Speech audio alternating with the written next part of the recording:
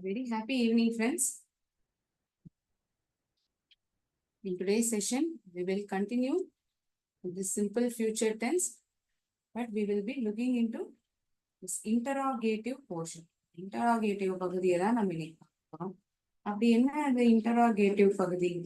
கேள்விகளா ஒரு வாக்கியம் கேட்கப்பட்டிருந்தா எப்படி அமைக்கப்பட்டிருந்தோம்? சாதாரண எதிர்காலத்துல வாக்கிய வடிவத்துல ஒரு சென்டென்ஸ் கொடுக்கப்பட்டிருக்குன்னா அது எப்படி அமைக்கப்பட்டிருக்கும்? சரி, வாக்கிய வடிவத்துல பாக்குறதுக்கு முன்னாடி நம்ம இதுவரைக்கும் தெரிஞ்சுட்டு இருக்கக்கூடிய இந்த பாசிட்டிவ் நெகட்டிவ் சென்டென்ஸை பத்தி பார்க்கலாமா? ஒரு குவிக் ரீகேப் நம்ம பண்ணிடுவோம். அதுக்கப்புறம் interrogative sentences, that is both in positive as well as negative we will be seeing. Okay, எப்படி நமக்கு ஒரு சாதாரண வாக்கிய அமைப்பே ஒரு விஷயம் நடக்கும் என்பதை நாம் பாசிட்டிவாகவும் நடக்காது என்பதை நெகட்டிவாகவும் கருதுகிறோமோ, அதே போலதான் ஒரு வாக்கியமே கேள்வி வடிவத்தில் இருக்கு அப்படின்னா அதையும் பாசிட்டிவாவும் கேட்டகரைஸ் பண்ணலாம், நெகட்டிவாவும் கேட்டகரைஸ் பண்ணலாம். முதல்ல இந்த சாதாரண எதிர்காலம்னா என்ன? ஒரு செயலானது எதிர்காலத்தில் நடக்க போகிறது. எதிர்காலத்தில் நடக்க போகும் செயலை நாம் பேசுகிறோம். அதை தான் நான் சாதாரண எதிர்காலம், சிம்பிள் ஃபியூச்சர் டென்ஸ் என்று அழைக்கிறேன். Simple future tense describes actions that will happen in future. எந்த ஒரு செயலானது எதிர்காலத்தில் நடக்குமோ அதை பற்றி நான் சாதாரண எதிர்காலத்தில் பேசுவேன். இந்த காலம்ங்கிறது என்ன நமக்கு தெரிவிக்கும்? எப்போ ஒரு செயலானது நடைபெறுது அப்படிங்கிறத தெரிவிக்கக்கூடியதுதான் இந்த டென்ஸ்ங்கிறது. கரெக்டா? நான் சாப்பிட்றேன், நான் சாப்பிட்டேன், நான் சாப்பிட போறேன். இந்த ஒரு விஷயம் சாப்பிட்றதுங்கிறத நான் 3 விதமா சொல்றேன். நான் இப்ப பண்றேன், பண்ணினேன், பண்ண போறேன்.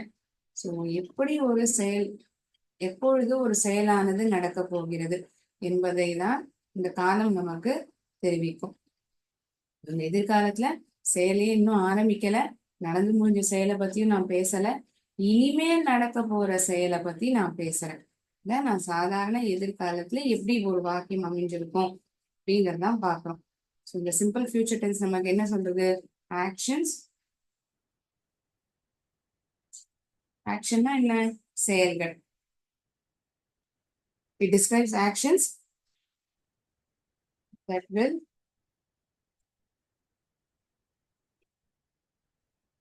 happen in future. இன்னும் ஆரம்பிக்கல, இன்னும் துவங்கல, இனிமேதான் நடக்க போறது. அதை பத்தி நம்ம பேசுறோம். அதுதான் சிம்பிள் ஃபியூச்சர் டென்ஸ்ல நம்ம பார்க்கறது. ஸோ இந்த என்ன சொன்னோம்? ஒரு சென்டென்ஸ் ஆனது பாசிட்டிவா இருக்கலாம், நெகட்டிவா இருக்கலாம், இன்டராகேட்டிவா இருக்கலாம். இது ரெண்டுத்தையும் நம்ம போன 2 செஷன்ல நம்ம பார்த்துட்டோம். போன 2 கிளாஸ்ல நம்ம பார்த்து தெரிஞ்சிருக்கோம் இல்லையா? ஒரு செயலானது எதிர்காலத்தில் நடக்கும் பாசிட்டிவ் சென்டென்ஸ், நடக்காது என்பதை தெரிவிக்கக்கூடியது நெகட்டிவ். ஸோ இதோடைய ஃபார்மேட் எப்படி இருக்கும்? அந்த வாக்கிய அமைப்பு எப்படி இருக்கும்? ஒரு பாசிட்டிவா இருக்கு அப்படின்னா சென்டென்ஸ் வாக்கியத்துடைய அமைப்பு எப்படி இருக்கும்னா subject plus will plus base form of verb. இந்த பேஸ் ஃபார்ம் ஆஃப் வேர்ப் என்னன்னு நம்ம சொல்லுவோம்? V1 அப்படின்னு சொல்லுவோம். பேஸ் ஃபார்ம் ஆஃப் வேர்ப் நம்ம V1 அப்படின்னு அழைக்கணும். சப்ஜெக்ட் செயலை செய்யக்கூடிய நபர், பிறகு இந்த வில் என்னக்கூடிய துணை வினை சொல், அதன் பிறகு இந்த முக்கிய செயல் சொல். அது எந்த ஃபார்ம்ல இருக்கும்? பேஸ் ஃபார்ம்ல இருக்கும். Go, walk, cook, read, write, study, play, இது போன்ற வார்த்தைகள் எல்லாமே பேஸ் ஃபார்ம் ஆஃப் வேர்ப்ல இருக்குங்கிறத நம்ம புரிஞ்சுக்கணும். இது okay, positive sentence. Negative sentence எப்படி இருக்கும் வாக்கியத்துடைய அமைப்பு? சப்ஜெக்ட் will not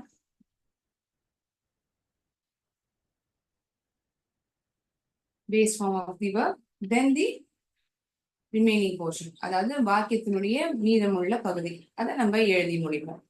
இதுக்கு ஒரு சிம்பிள் சென்டென்ஸா எக்ஸாம்பிளா கொடுங்களேன் மேம் டக்குன்னு.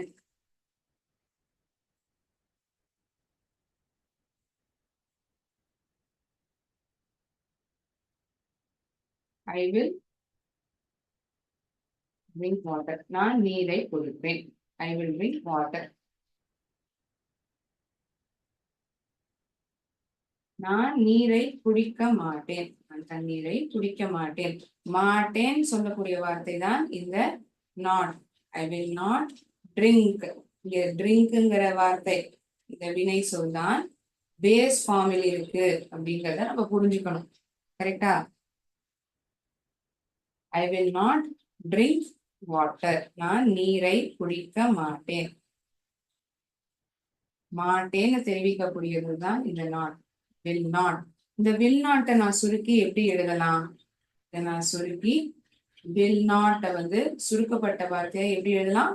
won't-ன்னு எழுதலாம். ஐ வில் இதை வந்து நான் எப்படி எழுதலாம்? I drink water. A apostrophe double L. நான் ஒரு செயலை செய்ய மாட்டேன், பண்ண மாட்டேன். I will not. Will not will be contracted as won't. அதாவது சுருக்கப்படுத்திருக்கும் அப்படிங்கிறதா சொல்றேன். என்ன பண்ண மாட்டேன்? நீரை குடிக்க மாட்டேன். drink water. Here the word drink is in the base form of verb. இந்த வார்த்தையில எல்லாம் நான் அடுத்த வந்து குடிச்சேன் அப்படின்னா அது எப்படி சொல்ல முடியும்? drank அப்படின்னு சொல்லியிருப்பேன். இங்க நான் எப்படி சொல்லியிருக்கேன்? பேஸ் ஃபார்ம்ல இருக்கு. இதுதானே இந்த துவக்க வார்த்தை. ட்ரிங்க். eat, ate. ஈட்னா சாப்பிடுது. சாப்பிட்டேன்னா ஏட். ஏட்டுங்கிறத பாஸ்ட் ஃபார்ம் சொல்றேன் இல்லையா? இப்ப ஈட்டுங்கிறது தான் இங்க V1 ஃபார்ம், பேஸ் ஃபார்ம் அப்படின்னு சொல்றோம். சரியா? உங்களுக்கு அதை உதாரணமா புரியணுங்கிறதுக்காக தான் 2-3 வார்த்தைகளா சேர்த்து சொல்றேன். ஸோ ஐ வில் இருக்கிறத ஐன்னு சொல்லலாம். Will not, I won't. Will நாட்டை சுருக்கமா எழுதினோம்னா won't அப்படின்னு சொல்லுவோம். ஸோ எந்த சப்ஜெக்டா இருந்தாலுமே சரி, இந்த இடத்துல நம்ம ஃபார்மேட் ஒண்ணுதான். I, we, you, he, she, it, they. நான், நாங்கள், நீ அல்லது நீங்கள், அவன், அவள், அது, அவர்கள். ஒருமை சொல்லாம் இருந்தாலும் சரி, பன்மை வார்த்தையாக இருந்தாலும் சரி, ஒரு 3வது நபர் அவருடைய பேரே எழுதப்பட்டிருந்தாலும் இந்த வாக்கியத்தினுடைய அமைப்பு இப்படிதான் இருக்கும். சரியா?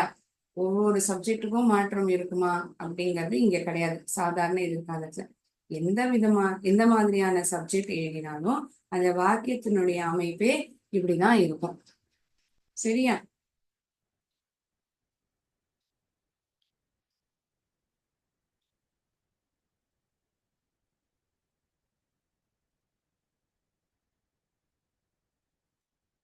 I will drink water.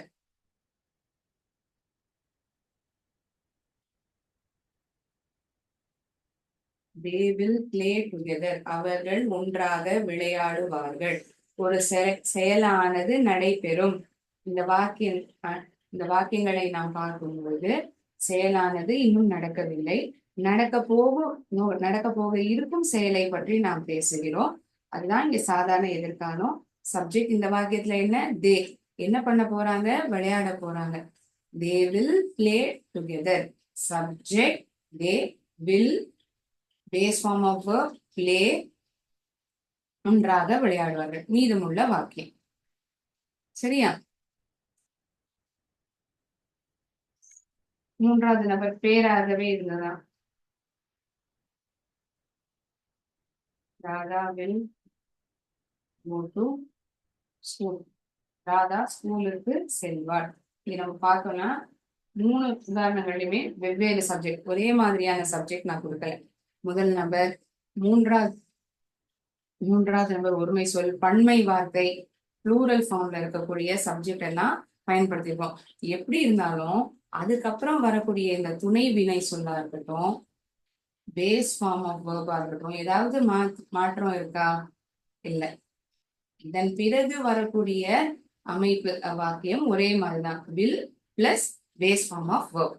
இந்த பேட்டர்ன் நமக்கு புரிஞ்சதுன்னா அந்த சென்டென்ஸ் வந்து சிம்பிள் ஃபியூச்சர் டென்ஸ்ல இருக்கா, ஒரு பாசிட்டிவ் சென்டென்ஸா இருக்காங்கிறத என்னால ஐடென்டிஃபை பண்ண முடியும். இது பாசிட்டிவ் சென்டென்ஸ்க்கான உதாரணம்னு சொன்னீங்க மேம். இதுவே வந்து ஒரு நெகட்டிவ் சென்டென்ஸா இருந்ததுன்னா எப்படி சொல்லலாம் ma'am? I will not drink water. They will not play together. Radha will not go to school. Radha ஸ்கூலுக்கு செல்ல மாட்டாள். அந்த 3 வாக்கியங்களையே நான் எழுதுறேன். பண்ண மாட்டேன்னு சொல்றதுக்கு ஐ வில் நாட் ட்ரிங்க் வாட்டர், நான் நீரை குடிக்க மாட்டேன்.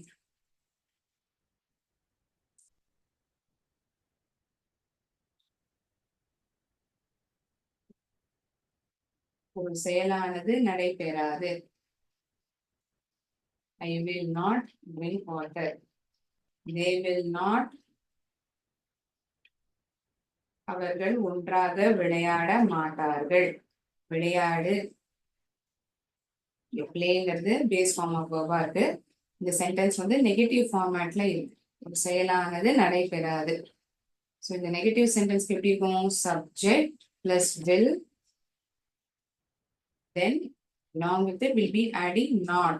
will not வந்து நான் சுருக்கமா எழுதினா என்ன எழுதுவேன்? won'tனு எழுதுவேன். கரெக்டா? ஏன் மேம் மறுபடியும் இதையே சொல்றாங்க? ஏன் சொல்றேன்னா உங்களுக்கு மனசுல நல்லா பதியணுங்கிறதுக்காக தான் நான் மறுபடியும் சொல்றேன். சரியா? ஏன்னா மற்ற காலங்கள் அடுத்தடுத்து நம்ம பார்க்கும் பொழுது படிச்சது வந்து நமக்கு மறக்க கூடாது, நாளடைவுல மறக்க கூடாதுங்கிறது தான். உதாரணங்கள் வெவ்வேறு சப்ஜெக்டுடன் நெகட்டிவ்க்கும் பாசிட்டிவ்க்கும் நான் சொல்றேன். ஏன்னா நம்ம அடுத்தது பார்க்க போறது பாசிட்டிவ் சென்டென்ஸும் நெகட்டிவ் சென்டென்ஸ் தான். அதுவே வந்து கேள்வி வடிவத்துல கேட்கப்பட்டிருந்தீங்கன்னா எப்படி இருக்கும் அப்படிங்கறதான் பார்க்க போறோம். சரியா? அது உங்களுக்கு இன்னும் நல்லா பதியணுங்கிறதுக்காக நான் இப்படி சொல்றேன். ஐ will not drink water, they will not play together.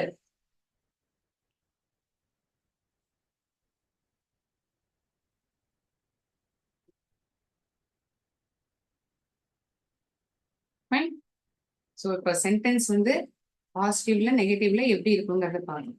இது என்ன மேம் கேள்வி வடிவத்துல இருக்கும்னா அது எப்படி அமைக்கப்பட்டிருக்கும் அதையும் பார்க்கலாம். ஸோ இது ரெண்டும் புரிஞ்சிருந்ததுன்னா இது இது புரிஞ்சுக்கிறதுக்கும் நமக்கு எந்த விதமான கஷ்டமும் இருக்காது. ரொம்ப எளிமையா புரிஞ்சுக்கலாம்.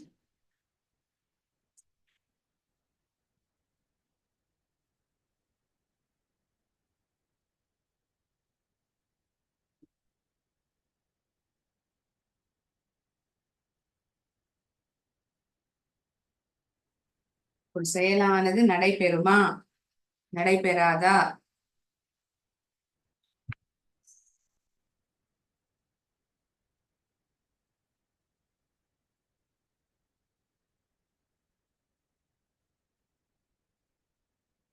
Ramya will help me. Ramya எனக்கு உதவி செய்வாள். ஒரு செயலானது நடக்கும் என்பதுதான் இந்த வாக்கியம் நமக்கு தெரிவிக்கிறது இல்லையா? யார் செய்ய போறா? ரம்யா பண்ண போறா. அவ எனக்கு உதவி செய்வா. இப்ப செய்யல, செய்ய போறா. இந்த சென்டென்ஸையே நான் ஒரு கேள்வியா கேட்கணும்னா அவ எனக்கு உதவி செய்வாளா, ரம்யா எனக்கு உதவி செய்வாளா அப்படிதானே நான் கேட்பேன். ரம்யா எனக்கு உதவி செய்வா, ரம்யா எனக்கு உதவி செய்வாளா, அதை நான் எப்படி கேட்கலாம்?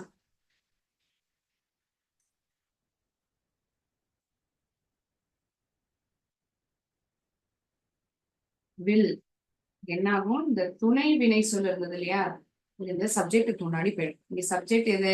ரம்யாங்கிறது சப்ஜெக்ட். யாரை பத்தி பேசப்படுறதோ அல்லது யார் ஒருவர் செயலை செய்கிறாரோ அவரை அவங்கள நம்ம சப்ஜெக்ட்னு அழைக்கிறோம். ஸோ இங்க இந்த துணை வினை சொன்னான வில், முக்கிய வினை சொல் இல்ல, துணை வினை சொல்.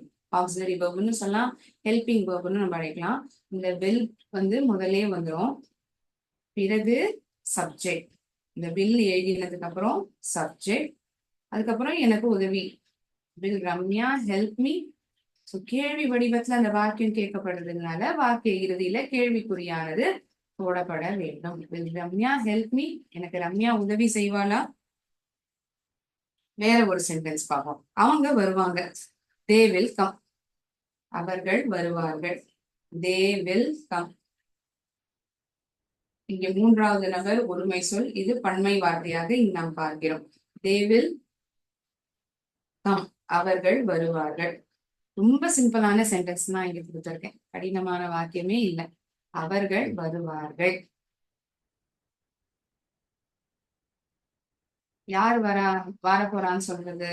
தே, அவர்கள். வில் வர போறாங்க, வரதுங்கிறது இங்க verb. கரெக்டா? சோ நான் என்ன சொன்னேன்? இந்த துணை வினை சொல்லானது சப்ஜெக்டுக்கு முன்னாடி போயிடும்னு சொன்னேன். அவர்கள் வருவார்களா, வில் தே கம். ரொம்ப ஈஸி இல்லையா? சோ நம்ம இங்க பார்த்தோம்னா இந்த சென்டென்ஸ்னுடைய பேட்டர்னே எப்படி இருக்கு? சென்டென்ஸ் உடைய பேட்டர்னே எப்படி இருக்கு? ஒரு பாசிட்டிவா ஒரு கொஸ்டின் ஃபார்மேட்ல அந்த சென்டென்ஸ் இருக்கு. சாதாரண எதிர்காலத்துல அப்படின்னா வில் பிளஸ் சப்ஜெக்ட், முதல்லயே இந்த துணை வினை சொல் வந்துடுது, அதுக்கப்புறம் சப்ஜெக்ட் எழுதப்படுது, அதுக்கப்புறம் முக்கிய செயல் சொல், அதன் பிறகு மீதமுள்ள வாக்கியம், கடைசியாக நாம் இந்த கேள்விக்குறியை போட்டே ஆக வேண்டும். அப்பதான் அது கேள்வி வடிவத்தில் இருக்கக்கூடிய வாக்கியம். When you are asking a question, if at all you don't use this question mark at the end of the sentence, will it give a complete meaning? ஒருவேளை நான் கேள்வி வடிவத்தில் ஒரு வாக்கியத்தை கேட்கிறேன், அவ்வாக்கிய இறுதியில் நான் கேள்வி குறி உபயோகிக்கலைன்னா அது முழுமையடையுமா? முழுமையடையாது. கேள்வியா கேட்கிறோங்கிறது புரியும், எழுத்தின் மூலியமா நம்ம வெளிப்படுத்தும் போது அந்த கேள்விக்குறியானது அவசியமாகிறது. சரியா? சரி, துணை வினை சொல் முதல்ல வருது, அதன் பிறகு சப்ஜெக்ட், அதன் பிறகு verb. இந்த பேஸ் ஃபார்ம் ஆஃப் வெர்ப்ல தான் இதுவும் இருக்கு. Okay, will they come?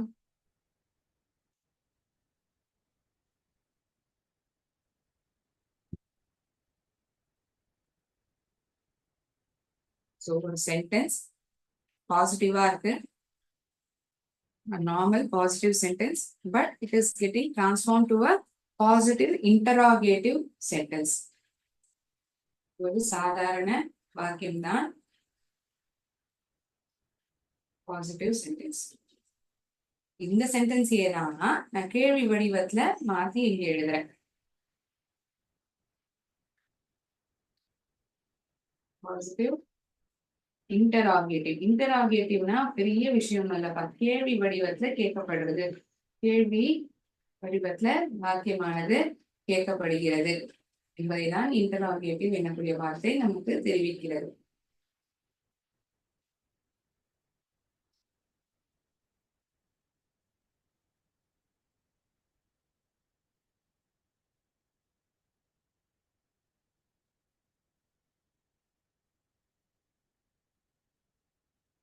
Ramya help me, will they come. இந்த இரண்டு வாக்கியங்களுமே ஒரு நபர் நமக்கு ஒரு செயலை செய்வார்களா, ஒரு செயலானது நடைபெறுமா அப்படிங்கிற கேள்வி கேட்கப்பட்டது.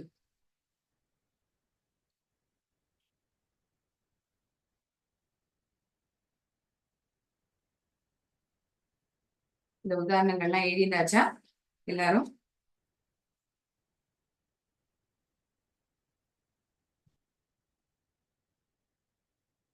இது positive sentence but asked in a form of a question. Now we look into negative sentence. Okay.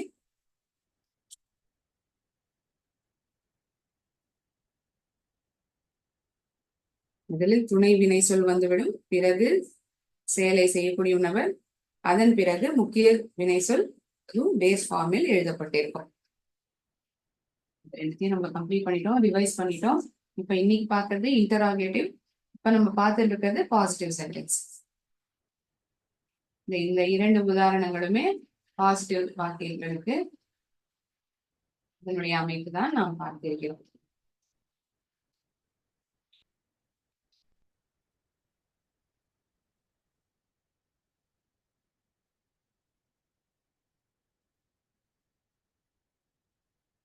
இதுவே ஒரு சப்ஜெக்ட் ஒரு செயலை செய்யாது, அந்த வாக்கியத்துல ஒரு செயலானது நடைபெறாது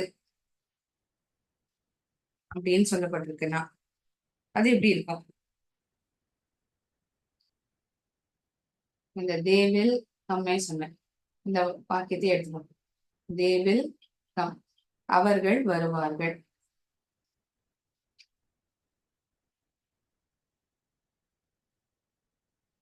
இந்த சென்டென்ஸ பாசிட்டிவ் இன்டராகேட்டிவ் கொஸ்டினா இருந்ததுன்னா will they come அப்படின்னு சொன்னோம். இந்த சென்டென்ஸ் அவர்கள் வரமாட்டார்கள் அப்படின்னு எழுதப்பட்டிருந்ததுன்னா எப்படி எழுதப்பட்டிருந்திருக்கும்? they will not come, அவர்கள் வரமாட்டார்கள். அவர்கள் வருவார்கள், அவர்கள் வரமாட்டார்கள், அவர்கள் வருவார்களா, they will not come. So உங்களுக்கு சந்தேகம் வரலாம், பாசிட்டிவ் சென்டென்ஸே சொல்றீங்களே மேம், இந்த வாக்கியம் வந்து நெகட்டிவா இருந்ததுன்னா அது எப்படி அமைக்கப்பட்டிருந்திருக்கும்? இது positive, normal positive sentence, normal negative sentence. This sentence is getting transformed into a question format. பாசிட்டிவா கொஸ்டின் ஃபார்மேட்ல மாத்துறோம்னா இப்படி மாத்துறோம், கரெக்டா?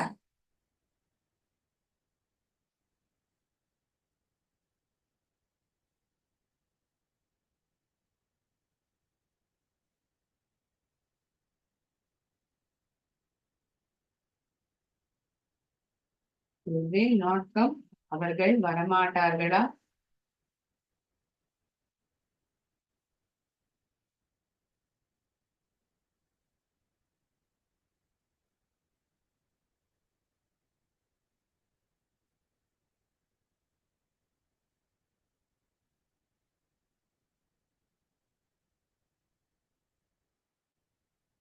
We'll see one more example.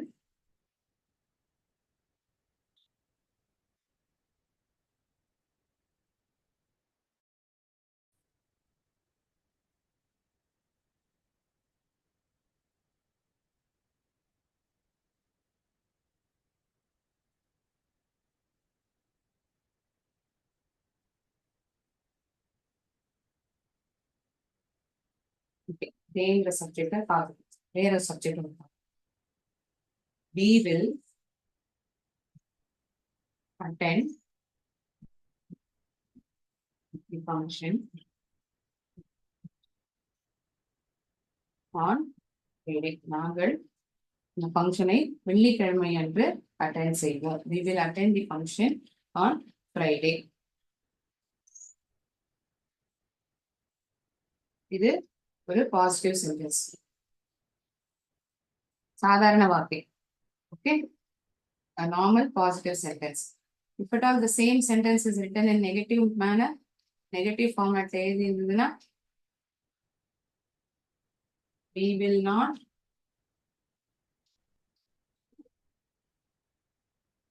நாங்கள் வெள்ளிக்கிழமை அன்று ஃபங்க்ஷனை அட்டெண்ட் செய்ய மாட்டோம். we will not attend the function on Friday.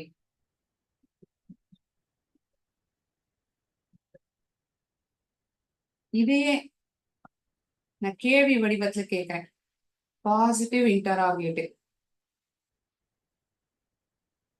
Positive interrogative.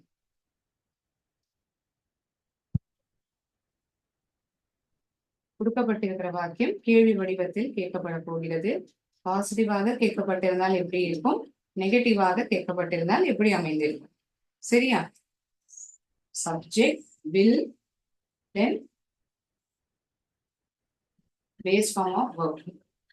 Subject will not, base form of verb. இது பாசிட்டிவ்க்கு, இது நெகட்டிவ்க்கு. பார்த்துட்டோமா? இப்ப அடுத்தபடியா கேள்வி ரீதியாக கேட்கப்படக்கூடிய வாக்கியங்கள். பாசிட்டிவா எப்படி கேட்கப்பட்டிருக்கும்? will be attend. ஸ்கூல்ல ஒரு ஆண்டு விழா இருக்கு, அந்த ஆண்டு விழாவே எடுத்துக்கோங்களேன் ஃபங்க்ஷனா, வெள்ளிக்கிழமை அன்னைக்கு இருக்கு. will be attend the function on Friday. நம்ம வெள்ளிக்கிழமை அன்னைக்கு அந்த ஃபங்க்ஷனை அட்டென்ட் பண்ணுவோமா? will be attend. இந்த துணை வினை சொல்லானது வாக்கிய ஆரம்பத்திலேயே வந்து விடுகிறது. பிறகு சப்ஜெக்ட், அதன் பிறகு verb. இதுவே இப்போ negative question itself is in negative format.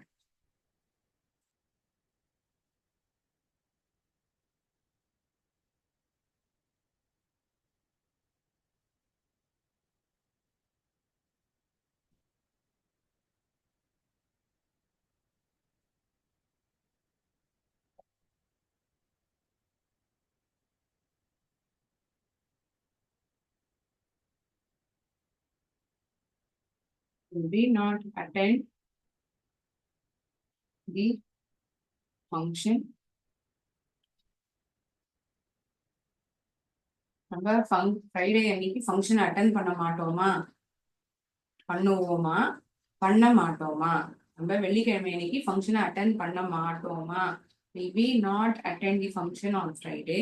நம்ம வெள்ளிக்கிழமை அன்னைக்கு ஃபங்க்ஷனை அட்டன் பண்ணுவோமா, பண்ணுவோமாங்கிறது பாசிட்டிவா கேட்கப்படுது.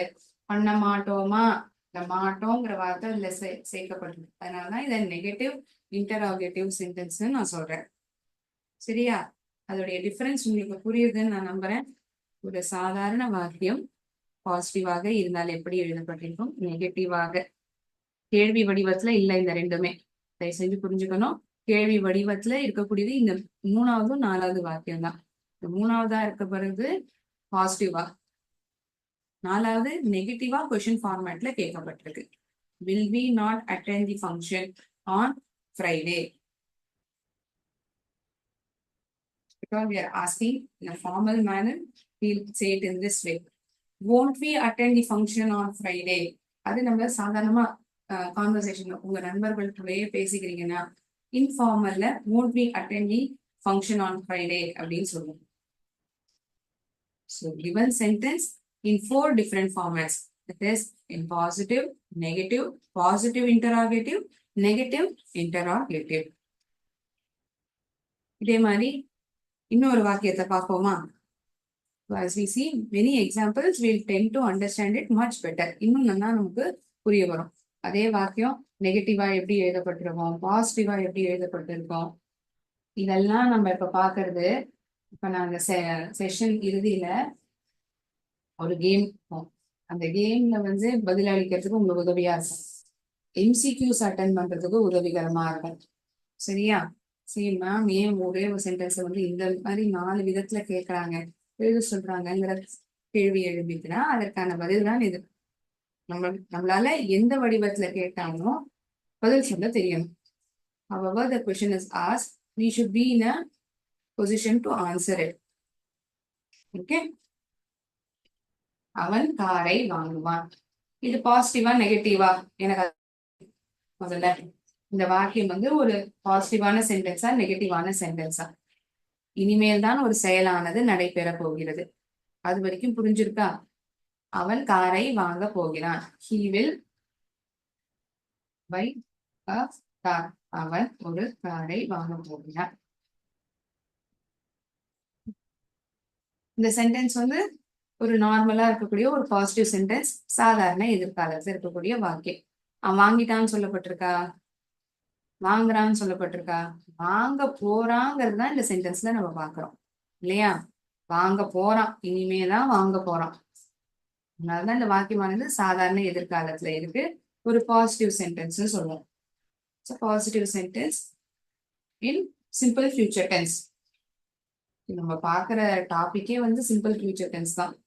ஸோ அதுல இந்த சென்டென்ஸ் வந்து பாசிட்டிவ் சென்டென்ஸ். இந்த சென்டென்ஸையே நான் நெகட்டிவா சொல்லணும்னா எப்படி சொல்லலாம்? யாராவது ட்ரை பண்றீங்களா? உங்களுக்கு பதில் தெரிஞ்சதுன்னா நீங்க சாட் பாக்ஸ்ல சொல்றான், நான் வேணா ஒரு நிமிடம் வெயிட் பண்றேன். ஒரு சாதாரண வாக்கியம் கேள்வி வடிவத்துலலாம் இந்த சென்டென்ஸை நெகட்டிவா எப்படி சொல்லலாம்? அவன் வாங்க மாட்டான் அப்படிங்கறத எப்படி சொல்லலாம்?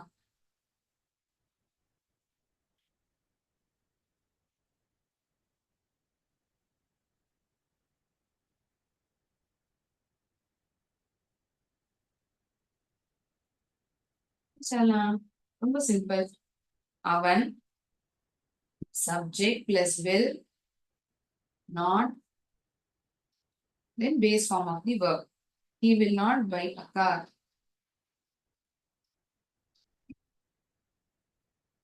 Will not, வாங்க மாட்டான். will buy, வாங்குவான். ஸோ இந்த சென்டென்ஸ் நெகட்டிவ், நாட்ங்கிற வார்த்தை வந்துருது. அப்புறம் வாக்கிய துவக்கத்துல சப்ஜெக்ட் தான் எழுதப்பட்டிருக்கு, துணைவினை சொல் எழுதப்பட்டிருக்கா? இங்க துணைவினை சொல்னா எது? வில்லுங்கிறதுதான் துணைவினை சொல்.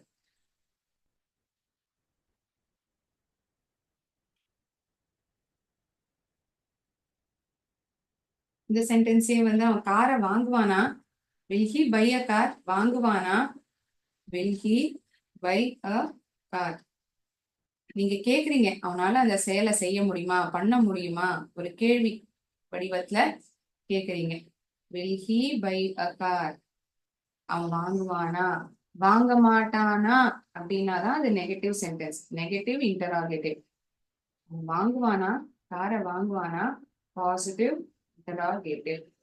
எப்படி நான் சொல்றேன் பாருங்க, அதை வச்சுதான் நம்மளால அது ஒரு பாசிட்டிவ் சென்டென்ஸா நெகட்டிவாங்கிறத ஐடென்டிஃபை பண்ண முடியும். துணை வினை சொல் வாக்கிய துவக்கத்திலேயே வந்திருக்கிறது. பிறகுதான் சப்ஜெக்ட், அதன் பிறகு verb in base form.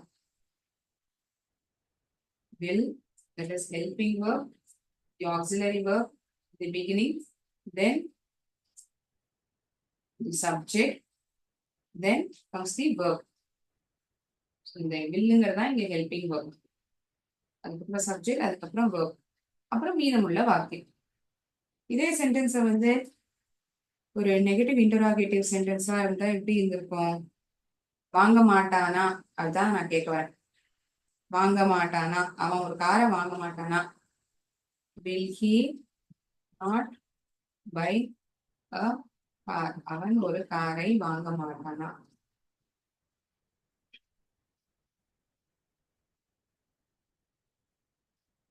இந்த சென்டென்ஸ் ஃபார்மலா எழுதப்படுது. இப்ப நீங்க 2 பேரும் உங்க நண்பர்கள் பேசிட்டு இருக்கீங்க, இன்ஃபார்மலா இருக்குன்னா அந்த கம்யூனிகேஷன்ல இதே சென்டென்ஸ் எப்படி சொல்லிருக்கலாம்? won't he buy a car? அவன் ஒரு காரை வாங்க மாட்டானா. ஒண்ணும் இல்ல, இங்க சுருக்கமா எழுதப்பட்டிருக்கு. ஓகேயா?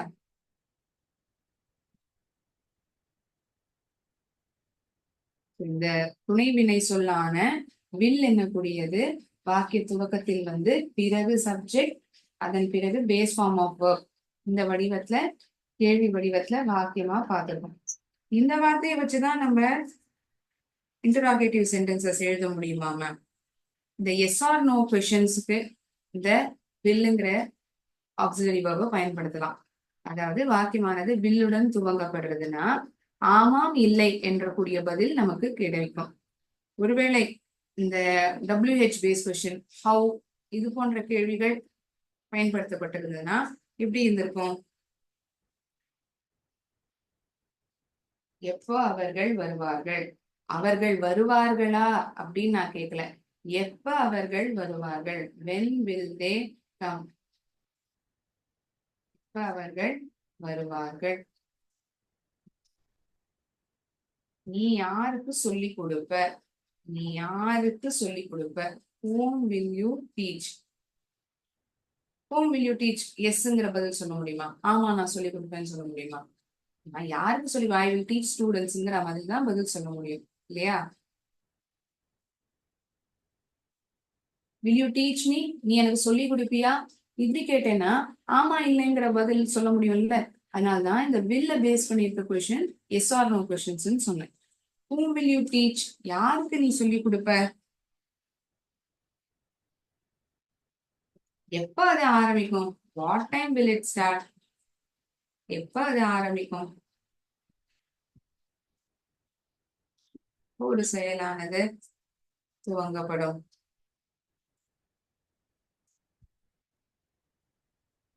நீ எப்படி அந்த போட்டியில கலந்துப்ப, நீ எப்படி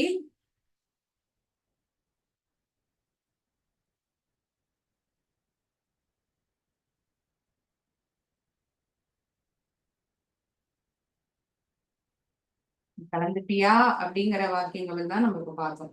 நீ எப்படி பண்ணுவ, யாருக்கு சொல்லி கொடுப்ப, எப்போ ஒரு செயலானது நடக்கும். WH பேஸ் கொஸ்டின் ஹவு, இந்த வார்த்தைகளை பயன்படுத்தி வாக்கியங்களை இப்ப பார்த்துருக்கோம். how will you participate the competition, நீ எப்படி அந்த போட்டியில கலந்துப்ப.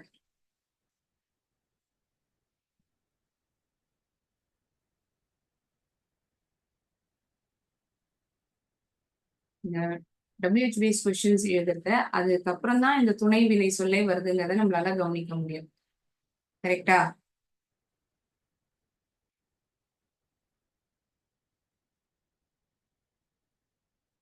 Fine.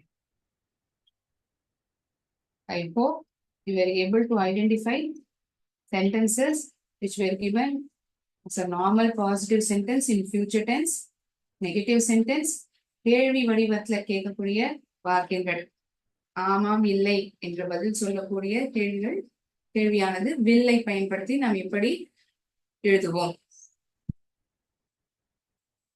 அதை பார்த்திருக்கிறோம் இல்லையா? சோ இன்டராகேட்டிவ்ல பாசிட்டிவ்க்கு will plus subject plus verb. இந்த verbங்கிறது V1 base form of verb. அதுக்கப்புறம் மீதமுள்ள வாக்கியம் பிறகு கேள்விக்குறி. இதுவே நெகட்டிவா இருக்குன்னா will plus subject plus not, then remaining sentence, then we add the question mark. The verb base form of verb. Then ஞாபகம் வச்சுக்கோங்க, go, teach, play, write, இந்த வடிவத்துல தான் இருக்கும். இது பாசிட்டிவ் இன்டராகேட்டிவ்.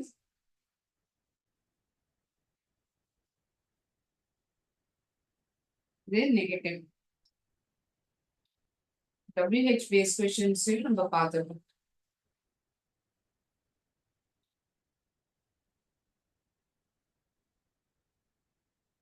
இன்டராகேட்டிவ்னா ஒண்ணும் இல்ல, கேள்வி ரீதியில கேள்வி வடிவத்தில் கேட்கக்கூடிய வாக்கியங்கள்.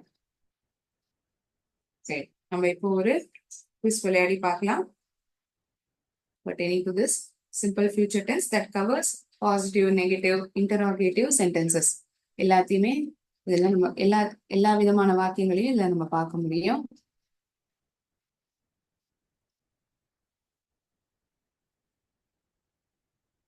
ஒரு சென்டென்ஸை கொடுத்துருப்பேன், அதை நெகட்டிவா எப்படி எழுதலாம், ஒரு பாசிட்டிவ் ஃபார்மேட்ல கொஸ்டினா எப்படி எழுதலாங்கிறதா கேள்வியாகவே இருக்கும். ஸோ நம்மளால அதை எழுத முடியுதா?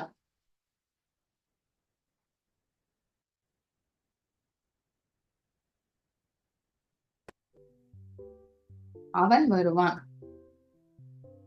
இந்த வாக்கியத்தை நெகட்டிவ் சென்டென்ஸா மாத்துங்க அப்படின்னு சொல்லப்பட்டிருக்கு. He will not come, he won't come, அவன் வரமாட்டான். மூணாவது ஆப்ஷன் இரண்டுமே சரி, both A and B are right. He will not come, அவன் வரமாட்டான். will not என்னுடைய சுருக்கப்பட்ட வார்த்தை தான் won't. My father will not go to America, என்னுடைய அப்பா அமெரிக்காவுக்கு செல்ல மாட்டார். இந்த சென்டென்ஸே பாசிட்டிவா எப்படி எழுதலாம், என்னுடைய அப்பா அமெரிக்காவிற்கு செல்வார் அப்படிங்கறதான் சொல்லணும். My father go to America, my father will go to America. So வில்லுங்கிற வார்த்தை முக்கியங்கிற சொல்லியிருக்கேன் இல்லையா, ஒரு செயலானது நடைபெறும்.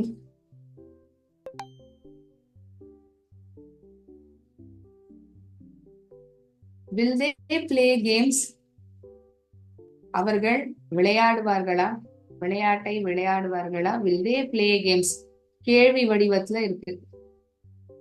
சென்டென்ஸ் கேள்வி வடிவத்துல பாசிட்டிவ் சென்டென்ஸ் தான், ஆனா கேள்வி வடிவத்துல இருக்கு. இதை நான் ஒரு சாதாரண வாக்கியம், அதை நான் எப்படி மாத்துவேன்? சோ இந்த வில்லுங்கிற வினை சொல், துணை வினை சொல் முதல்ல வந்துருக்கு, அதுக்கப்புறம் சப்ஜெக்ட் எழுதப்பட்டிருக்கு. சோ நான் இப்போ ஒரு சாதாரணமான வாக்கியத்தை எழுதணும்னா எப்படி இருக்கும்? Subject plus will plus base form of verb. இதுதானே நம்ம புரிஞ்சுட்டு இருக்கோம் இல்லையா? They will play games, அவர்கள் விளையாடுவார்கள். Sarah will teach English. Positive interrogative sentence. சாரா ஆங்கிலத்தை சொல்லிக் கொடுப்பாளா? சாரா ஆங்கிலத்தை சொல்லிக் கொடுப்பாரா? Will Sarah teach English? will எனக்கூடிய துணை வினை சொல் முதலில் இருக்கிறது.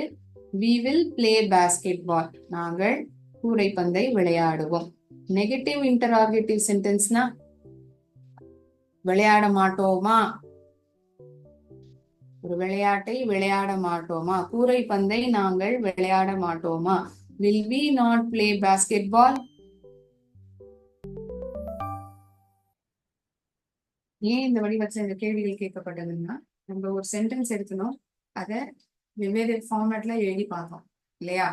அதே கேள்வியாக கேட்கப்பட்டா நம்மளால பதில் அளிக்க முடியுதாங்கிறதா இப்ப பார்த்தோம்.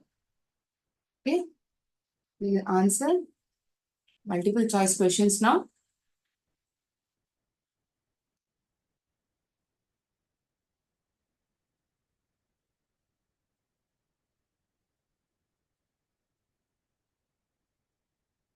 Can you share the screen?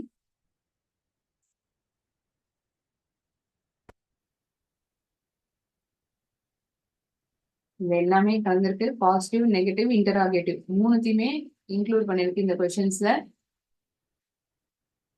David dash to the cinema tonight.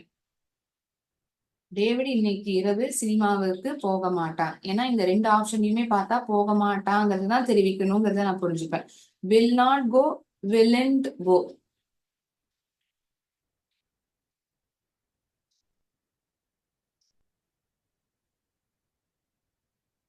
பதில மட்டும் எழுதிட்டா போதும். அதுக்கப்புறம் நீங்க கிராஸ் செக் பண்ணி பார்த்துக்கலாம் ஆன்சரை. ஜீவா டேஷ் ஹிஸ் பேரண்ட்ஸ் இன் தி ஈவினிங். ஜீவா தன்னுடைய பெற்றோர்களுக்கு சாயங்கால வேளையில் உதவி செய்வான். Jeeva will want to help his parents in the evening. Jeeva will help his parents in the evening. Jeeva தன்னுடைய பெற்றோர்களுக்கு சாயங்கால வேளையில் உதவி செய்வான். She dash music class tomorrow. அவள் நாளைக்கு மியூசிக் கிளாஸை அட்டெண்ட் செய்வாள். She will attend. She wants to attend. அவள் அட்டெண்ட் செய்ய வேண்டும் என்று நினைக்கிறாள். அட்டெண்ட் பண்ணுவா அப்படிங்கறத நம்ம எந்த வார்த்தையை பயன்படுத்தலாம்? ஏ ஆப்ஷனா, பி ஆப்ஷனா? Dash travel by bus. Simple future டென்ஸ்ல கேள்வி வடிவத்துல வாக்கியம் எழுதுறோம். Does she travel by bus? Will she travel by bus? Bus மூலமா அவ பயணிப்பாளா? He dash chess with his friend Ravi. அவன் தன்னுடைய நண்பர் ரவியுடன் செஸ்ஸை விளையாட மாட்டான். Will not play, willn't play. Will not play, willn't play. Rearrange the sentences in correct order. அதாவது வாக்கியத்தை முன்னும் பின்னுமா எழுதியிருக்கேன் இந்த வார்த்தைகளை. அதை சரியான வரிசையில எழுதணும். அது எதுல எழுதணும்? எதிர்காலத்துல எழுதணும். ஒரு நெகட்டிவான சென்டென்ஸா இருக்கலாம், பாசிட்டிவான சென்டென்ஸா இருக்கலாம், கேள்வி வடிவத்துல கூட இருக்கலாம். Live on Pluto won't people. மக்கள் புளூட்டோவில் வசிக்க மாட்டார்கள். சோ இதை எப்படி எழுதுவோம்? நான் உங்களுக்கு ஆன்சரையே தமிழ்ல சொல்லிட்டேன். நீங்க பதில மட்டும் ஆங்கிலத்துல டிரான்ஸ்ஃபார்ம் பண்ணி சரியான வரிசையில எழுதினா போதும். Emma will dance class attend tomorrow. Emma நாளைக்கு டான்ஸ் கிளாஸ் அட்டெண்ட் பண்ணுவாளா? won't rain it week next. அடுத்த வாரம் மழை பெய்யாது. won't won'tனா will not சுருக்கப்பட்ட வார்த்தை தான் won't. புதுசா கேட்கிற மாதிரி நினைச்சுக்க கூடாது. will not சுருக்கப்பட்ட வார்த்தை won't என்பது நமக்கு ஸ்ட்ரைக் ஆக வேண்டும், தோணணும் சொல்றதே. will buy next month car they. காரை வாங்க போறாங்க. யாரு வாங்க போறாங்க? அவங்க அடுத்த மாசம் காரை வாங்க போறாங்க. நீ எப்படி பள்ளிக்கூடத்துக்கு போவ? நீ எப்படி பள்ளிக்கூடத்திற்கு செல்லுவ அல்லது போவ?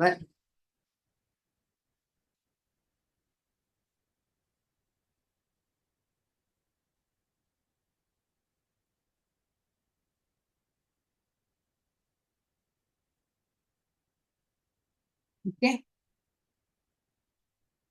ஏன்னா நான் சென்டென்ஸையே என்ன சொல்ல வருதுங்கிறத தமிழ்ல சொல்லிட்டேன். அதை நீங்க டிரான்ஸ்ஃபார்ம் பண்ண வேண்டியது மட்டும்தான் உங்களுடைய வேலை. ஸோ இந்த டிரான்ஸ்ஃபர்மேஷன் உங்களுக்கு உதவி செஞ்சிருக்கும் நான் நம்புறேன், சரியான வரிசையில எழுதுறதுக்கு.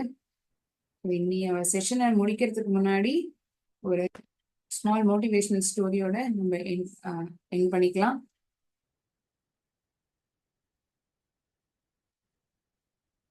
ஒரு மதிப்புமிக்க பரிசு அப்படிங்கிற தலைப்புலதான் இந்த கதையானது இருக்கு. இது என்ன பரிசு, யாருக்கு என்ன பரிசு வரப்போகுது இதை பார்க்கலாம் இந்த கதையில. த வேல்யூபிள் கிஃப்ட், மதிப்புமிக்க பரிசு. ரோட்ல இந்த ஜானுங்கிற பையன் இருந்தான். ஜானுங்கிற இந்த பையனுக்கு ரொம்ப நாளா சைக்கிள் ஓட்டணும்னு ஆசை, சைக்கிள் வாங்கணும்னு ஆசை. வாங்கினா தானே ஓட்ட முடியும். ஆனா அவனுடைய பெற்றோர்களால அதை வாங்கி கொடுக்க முடியல. his parents couldn't afford him to buy a cycle. அவனுடைய பெற்றோர்களால அவனுக்கு ஒரு சைக்கிள் வாங்கி தர முடியல. ஏன்னா ஏழ்மை, வாங்க முடியாத ஒரு சூழ்நிலை. they weren't in a position to buy a cycle for him. So they understand this boy is longing for a cycle. அவங்க புரிஞ்சுக்க முடியுது, இந்த பையனுக்கு வந்து ரொம்ப நாளா ஒரு சைக்கிள் வாங்கி தரணும் வேணுங்கிறது தெரியுது, ஆனா வாங்கி கொடுக்க முடியல. எப்படியோ சமாதானப்படுத்துறாங்க. Parents, they are convincing this child that they will buy in the cycle later. கூடிய விரைவில் நான் சைக்கிள் வாங்கி தரேன், இப்ப முடியாதுப்பா அப்படின்னு சொல்லி புரிய வைக்கிறாங்க. ஒரு நாள் வந்து ரோட்ல இவன் நடந்து போயிட்டு இருக்கான். இன்னொரு பையன் வந்து சைக்கிளை வந்து ரொம்ப சுலபமா அவ்வளோ சூப்பரா ஓட்டுறத வந்து பாக்குறான். நம்மள்ட்ட இந்த மாதிரி சைக்கிள் இருந்தா எவ்வளவு நல்லா இருந்திருக்கும்ல. If at all I had a cycle like this, how will it be? He thinks like this. He imagines, if at all he rides the cycle, how will it be? ஒருவேளை தான் இந்த சைக்கிளை ஓட்டிடானா எப்படி இருக்கும் அப்படிங்கிறத நினைச்சு பாக்குறான். நடரா நம்மளால வாங்க முடியலையே, நம்ம அப்படின்னா கொஞ்ச நாள்லயே நம்ம அம்மா அப்பா வாங்கி கொடுப்பாங்க அப்படிங்கிற ஒரு எண்ணமும் அவனுக்குள்ள ஒரு பாசிட்டிவ் நோட்ல இருக்கு. கொஞ்ச நேரம் கழிச்சு பார்த்தா அந்த சைக்கிள் ஓட்டினா இல்லையா அந்த பையன், அவன் கீழே விழுந்துடுறான். பயங்கரமான அடி. He fell down from the cycle and he has hurt his leg. தன்னுடைய காலை அடிபட்டு இருக்கான். அப்ப வந்து இந்த வேடிக்கை பார்த்துருந்தான் இல்லையா அந்த பையன், அவன் வந்து இவனுக்கு உதவி செய்ய வரான். The other boy who was looking at this boy who was riding the cycle, he came and helped him. வந்து உதவி செஞ்சான். அவன் போய் தன்னுடைய அம்மா அப்பாட்ட சொல்றான். அதாவது எந்த பையனுக்கு வந்து அடிபட்டதோ, the boy who fell down and hurt his leg, he goes and tells his parents that he hurt his leg and this boy helped him. இந்த பையன் உதவி செஞ்சான் அப்படிங்கிறதையும் பெற்றோர்கள்ட்ட சொல்றான். ஸோ அவங்க என்ன பண்றாங்க, நம்ம பையனை வந்து எப்படியோ காப்பாத்திருக்கான், இந்த பையனுக்கு வந்து நம்ம ஏதாவது ஒரு பரிசு அளிக்கணுமே, பரிசு கொடுக்கணுமே. they are thinking to gift him or present him. So what they do, they present him a bicycle. அந்த பையனுக்கு சைக்கிளே வந்து பரிசா தந்துடுறாங்க, ஒரு கிஃப்டா கொடுத்துடுறாங்க, அன்பளிப்பா. ஸோ இந்த கதையில என்ன தெரிய வருது, இந்த கதையில என்ன தெரிய வருதுன்னா, எப்போதுமே நம்மள சுத்தி இருக்கவங்களோட நம்ம ரொம்ப மென்மையா, ரொம்ப பணிவா, கைண்டா நடந்துக்கணும். ஏன்னா நம்ம எப்படி இன்னொருத்தர்கிட்ட நடந்துக்கிறோமோ அதுவே வந்து நமக்கு பல மடங்கு திருப்பி நமக்கு அது கண்டிப்பா வந்து சேரும். Be kind and always help others. You need to be kind and you need to always help others. மற்றவங்களுக்கு எப்போதுமே உதவி செய்யணுங்கிற எண்ணம் உங்களுக்குள்ள இருக்கணும். ஏன்னா உங்களுக்கு தேவைப்படும் போது அந்த உதவியே உங்களுக்கு வந்து மறுபடியும் வரும். Because it will come back to you. Be kind and always help others who are in need. It will come back to you. உங்களுக்கு அது மறுபடியும் திருப்பி வரும். So with this positive note, I'm thinking that everyone has understood simple future tense. எல்லாருக்குமே நல்லா புரிஞ்சிருக்கும்னு நான் நம்புறேன். இதோட இன்னைக்கு கிளாஸை நான் முடிச்சுக்கிறேன். அடுத்த செஷன்ல நம்ம சந்திக்கலாம். நன்றி, வணக்கம்.